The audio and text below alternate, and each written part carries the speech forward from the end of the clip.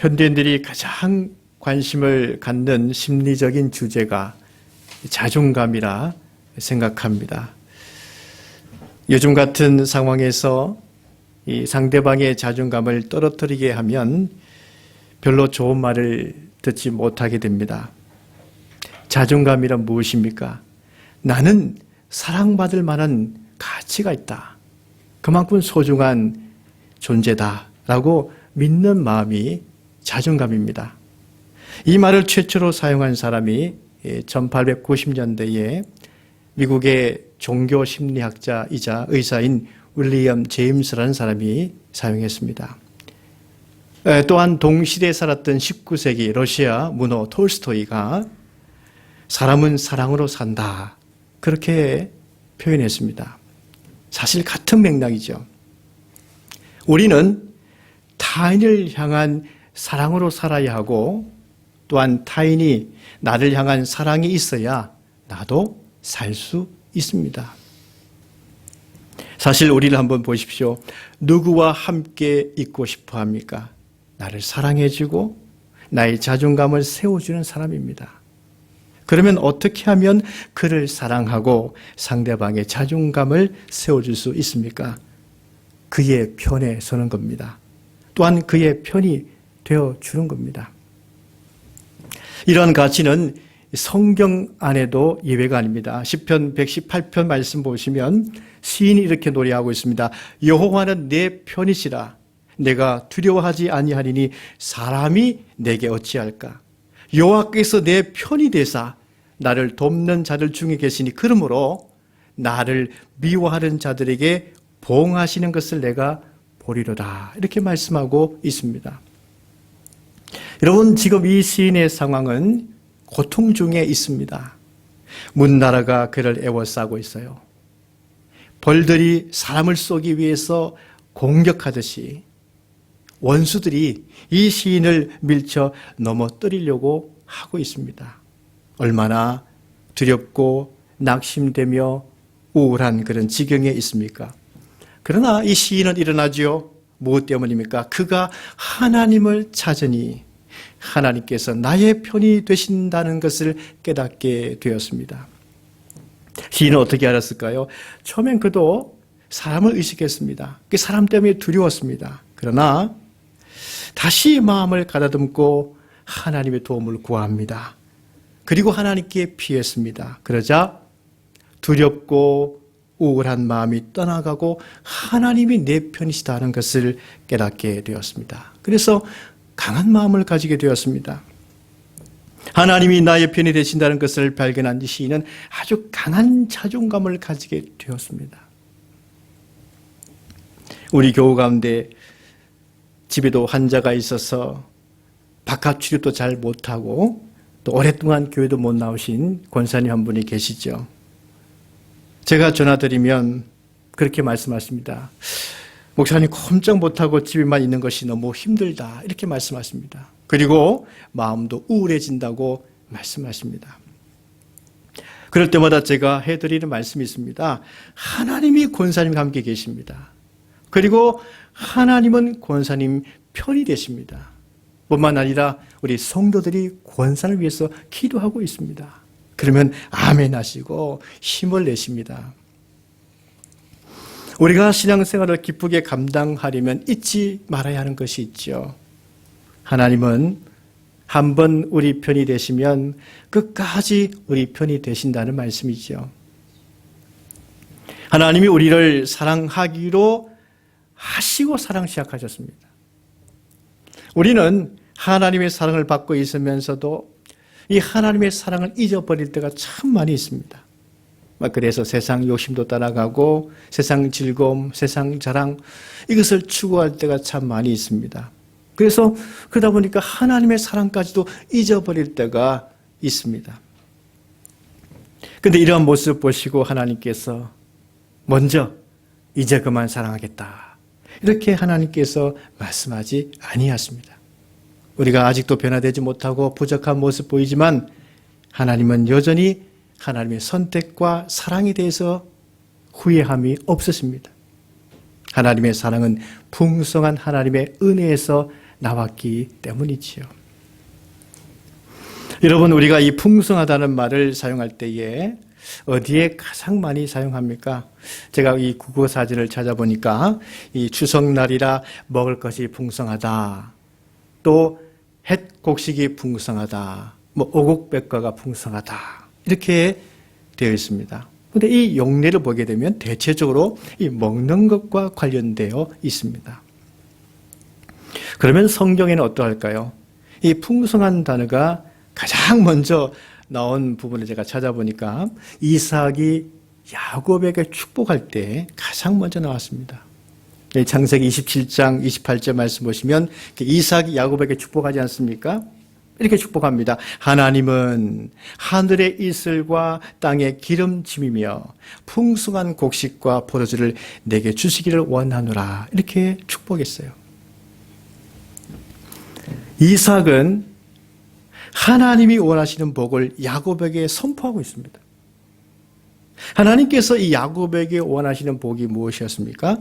하늘의 이슬과 땅의 기름짐이며 풍성한 곡식을 주시기를 원한다 하는 것이었습니다. 그런데 야곱은 지금 어떤 상태에서 이 약속의 말씀을 받고 있습니까? 그는 에스가 아님에도 불구하고 에스로 변장한 상태에서 이 복의 선언을 받고 있습니다. 지금 이삭은 눈에 잘 보이지 않죠. 눈이 잘 보이지 않습니다. 대신에 냄새는 잘 맡습니다. 이 이삭은 에스의 몸의 향취를 이미 잘 알고 있는 사람입니다. 이삭은 야곱을 만나면서도 에스의 몸의 향취인 줄 알고 내 아들의 향취는 하나님께서 복 주신 밭의 향취로다, 이렇게 말했습니다. 여러분, 하나님은 이 상황을 지금 내려다보고 계시지 않습니까? 그러면 하나님께서 막으셔야 되지 않습니까? 야곱에게 축복하지 못하도록. 아니면 야곱이 별미를 만들어서 이삭에게 드렸을 때에 이삭의 입맛에 맞지 않도록 그렇게 해야 되지 않겠습니까? 아니면 에스가 올 때까지 시간을 지연시켜야 되지 않겠습니까? 그런데 하나님께서는 그냥 두셨어요. 이삭이 야곱에게 축복하도록 그냥 두셨습니다. 무슨 뜻일까요? 하나님은 은혜의 풍성함으로 이미 야곱을 용서하셨다는 뜻입니다. 여러분, 에베소서 2장 4절 보시면 긍휼이 풍성하신 하나님이 우리를 사랑하신 그 큰 사랑을 인하여 허물로 죽은 우리를 그리스도와 함께 살리셨다고 말씀하고 있죠. 그리고 로마서 5장 8절 말씀 보면 우리가 아직 죄인 되었을 때에 그리스도께서 우리를 위하여 죽으심으로 하나님께서 우리에 대한 자기의 사랑을 확정하셨니라, 이렇게도 말씀하고 있습니다.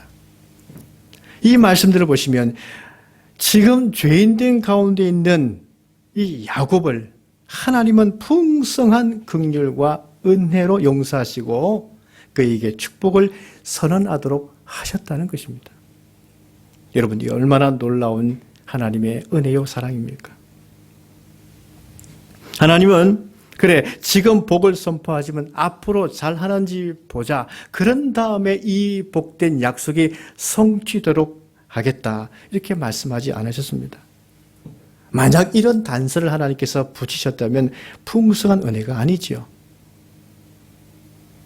하나님의 은혜가 풍성한 은혜가 될 수 있는 것은 지금 야곱이 자격이 되지 않지만, 지금 죄인 가운데 있지만, 아직도 변화되어야 할 것이 많지만 하나님은 그의 허물을 사하셨다는 것입니다. 그리고 풍성한 약속을 하셨다는 것입니다. 여러분, 죄인을 용서하지 않았는데도 먹을 것을 풍성하게 주시겠습니까? 용서하지 않으면 먹을 것도 주지 않습니다. 우리가 어릴 때에 부모님에게 혼이 났을 때를 한번 기억해 보십시오. 그러면 그 부모님은 아이 밥그릇부터 빼앗죠. 숟가락도 빼앗습니다. 여러분, 왜 잘못을 하면 밥을 주지 않을까요? 먹을 것을 준다는 것은 은혜를 베푼다는 의미입니다. 먹을 것을 주지 아니한다는 것은 은혜를 나누고 싶지 않다는 뜻입니다. 여기 그러니까 하나님께서는 풍성한 곡식의 은혜를 주실 때엔 이미 그를 용서하셨다는 의미가 담겨 있습니다. 인간은 어떤 존재입니까?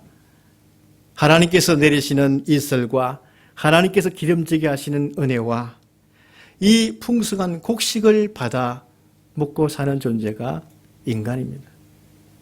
인간이 이러한 은혜를 받는 이유는 하나님께서 우리에게 풍성함을 주시기를 원하시기 때문에 우리가 받는 것입니다. 우리가 어떤 사람에게 아무리 사랑을 받으려고 노력해도 그 사람이 나에게 사랑을 주려고 원하지 아니한다면 그에게 사랑을 받을 수가 없습니다. 아무리 노력해도 그가 사랑 주려고 하지 않으면 사랑받을 수가 없어요. 우리 인간이 아무리 하나님 은혜를 받으려고 노력하지만 하나님께서 은혜를 주시려고 원하지 아니한다면 우리는 받을 수 없습니다. 그런데 하나님께서 먼저 우리에게 풍성한 은혜를 주시기를 원하셨어요. 그래서 우리가 받는 겁니다. 이슬과 땅이 기름진 것과 곡식과 이 풍성함의 은혜를 우리가 받는 것입니다.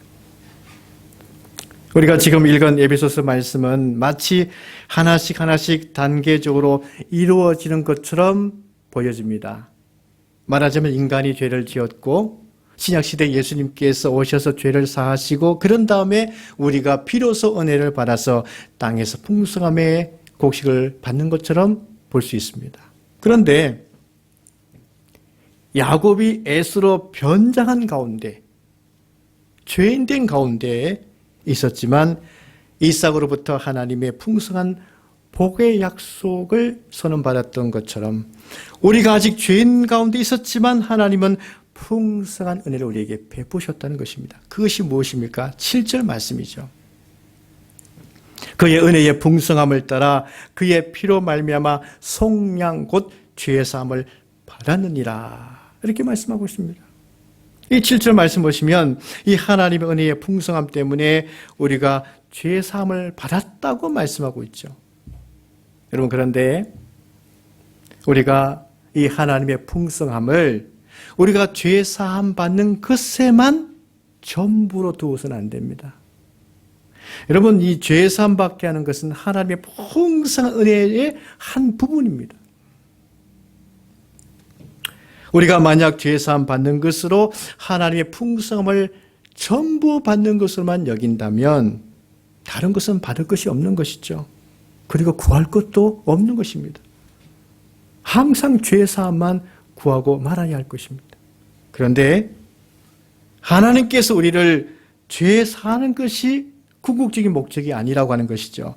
죄를 사하신 다음에 더 큰 목적이 있다는 것입니다. 하나님의 자녀로서 하나님의 풍성한 은혜를 받아 누리게 하는 것이 하나님의 궁극적인 목적입니다. 출애굽하는 것이 목적이 아니라 광야를 지나서 가나안 약속의 땅에 들어가서 하나님의 은혜를 누리게 하는 것이 하나님의 구원의 목적인 것입니다. 누가복음 15장을 보시면은 그 아버지가 둘째 아들 용서하시고 받아주신 말씀이 나와 있죠. 그런데 여기까지만 끝나지 않습니다. 용서했다, 받아줬다 이렇게만 끝나지 않죠. 사실 그 아버지는 그 아들이 돌아오기 전에 이미 용서하고 계셨습니다. 아버지께서 이미 용서하신 그 결과가 아들이 돌아오자마자 안아주었죠. 즉시 깨끗한 옷을 입혀주었습니다. 가락지를 끼우고 그 다 떨어진 신을 벗겨내고 그리고 새 신을 신겨줍니다.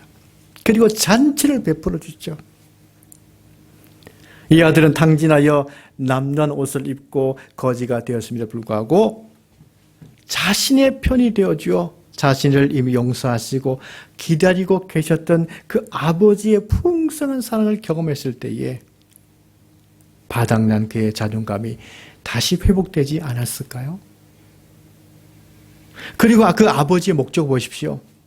다만 용서하는 것이 목적이 아니었죠. 용서한 다음에 용서하마 그래 네가 원하는 대로 그냥 품꾼으로 살아라 이렇게 하지 않으셨어요. 대신에 사랑받을 만큼 소중하다며 아들의 신분으로 회복하여 주시죠. 풍성한 은혜를 누리도록 하십니다. 그러니까 우리도 신앙을 가지고 신앙생활을 한다라고 하는 것은 죄 사함 받는 것에만 모든 목적을 두어서는 안 됩니다. 여러분 그렇게만 보면 하나님의 풍성한 은혜의 한 부분만을 보는 것뿐입니다. 하나님 우리를 사실 뿐만 아니라 우리에게 하나님의 자녀로서 그 나머지 모든 것도 받아 누릴 수 있도록 하신다는 거예요. 여러분, 이와 같이 은혜가 풍성하신 하나님께서 우리의 편이시라고 하는 것을 이 말씀을 통해서 발견할 때 우리는 얼마나 큰 힘이 생깁니까? 하나님이 나의 편이 되신다는 것. 그리고 우리의 자존감이 얼마나 강건해집니까? 마음이 얼마나 굳세어집니까? 얼마나 감사한 일입니까? 그렇다면 이 풍성하신 하나님은 우리를 용서하시되 무엇을 넘치게 하실까요? 8절 말씀 보시면 이는 그가 모든 지혜와 총명을 우리에게 넘치게 하사 이렇게 말씀하고 있죠. 하나님은 용서하신 자에게 왜 이렇게 모든 지혜와 총명을 넘치게 하신다고 말씀하실까요? 여러분, 사람들은요, 어떤 지적으로 알고 분별하기보다는 감정적인 것이 더 앞서기 때문입니다. 그 자신이 느끼는 바대로 좋다, 나쁘다, 옳다, 그렇다 이렇게 판단하는 경향이 굉장히 강합니다. 그래서 뭐 뜨겁고 감격스럽고 눈물만 나면 모든 것이 좋다고 이렇게 사람들이 판단하는 경향이 많은 것이죠.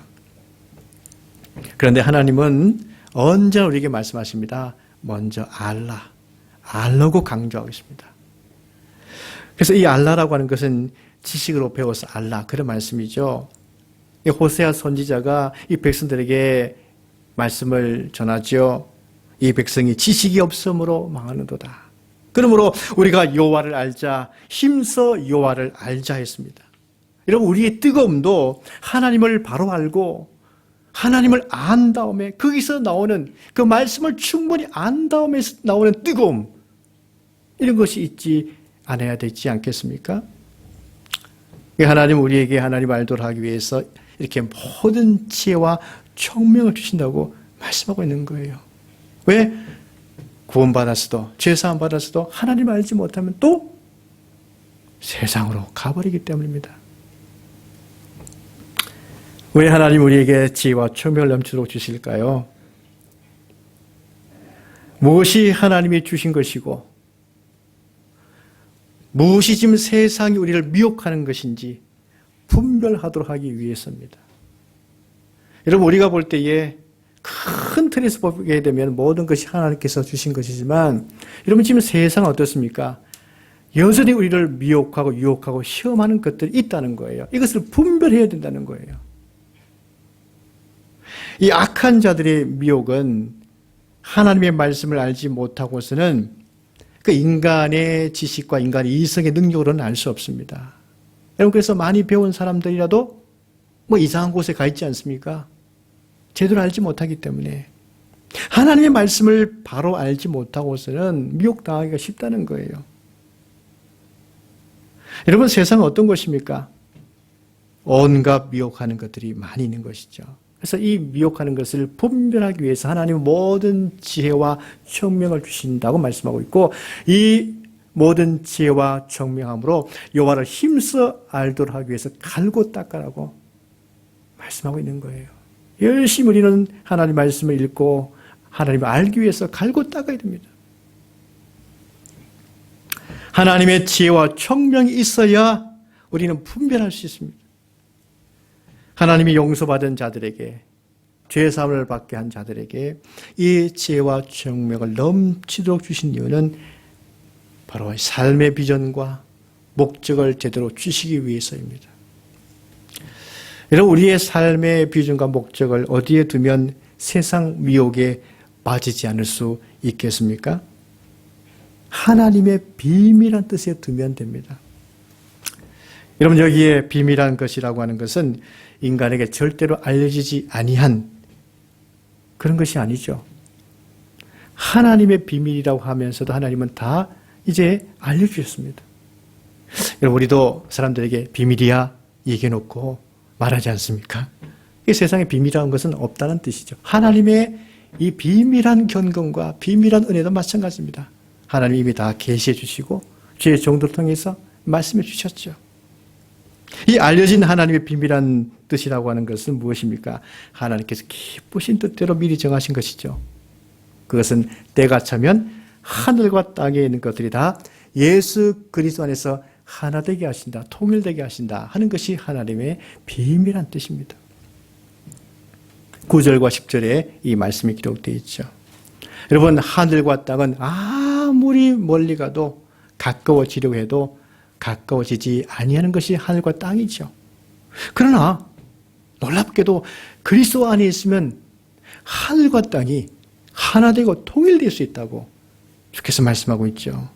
그러므로 이 땅이 하늘의 은총을 받으면 그리스도 안에서 하나 되어야 됩니다. 여러분, 하늘과 땅에 있는 것이 다 그리스도 안에서 하나로 통일된다는 것은 이 에베소서 말씀은 유대인과 이방인들이 그리스도 안에서 화해하며 회복한다는 뜻이 담겨져 있습니다. 여러분, 이 말씀이 왜 중요할까요? 여러분, 깨어지고 분열되고 원수된 곳에 풍성함의 은혜를 누릴 수 있을까요? 없습니다. 아무리 경제 성장한 나라로 할지라도 계속 분열되고 마음이 깨어지고 원수의 마음이 계속 깨어보십시오. 여러분, 그 나라 경제 상황은 급속도로 떨어지고 말 것입니다. 그리스도 안에서 하나 되어야지만이, 통일되어야지만이 그 깨어진 마음, 분열된 마음, 원수의 마음이 그리스도 안에서 하나 되고 통일되어야지만이 바로 그곳에 하나님의 은혜의 풍성함을 누릴 수 있다는 하나님의 말씀이죠. 무질서와 분열된 마음이 우리를 여러분 얼마나 불안하게 만들고 궁핍하게 만들고 불행함을 초래하는지 우리는 이 역사적 현실을 통해서 우리는 똑똑히 알 수 있습니다.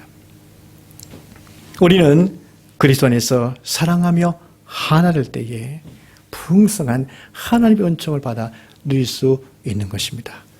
사도 바울은 이 풍성한 이 하나님의 은혜의 복음을 세상에 전하기 위해서 자신의 삶을 바치기로 비전과 목표를 정했습니다. 오늘날 우리 교회의 사명이 무엇입니까? 교회된 성도 우리의 사명은 무엇입니까? 우리의 비전과 삶의 목적은 무엇입니까? 이 위대한 복음, 이 풍성한 하나님의 은혜의 복음, 이 복음을 전파하고 전하는 것이 우리의 비전과 삶의 목적이 되어야 하는 것입니다. 여러분들이 사는 삶의 현장, 가정, 직장, 일터, 이 사회가 그리스도 안에서 하나 되게 하는 이 복음을 우리는 전해야 하는 것입니다. 그러므로 우리 모두 그리스도 안에서 하나됨을 이루어 하나님의 풍성한 은혜를 경험하시기를 주의 이름으로 간절히 축원합니다.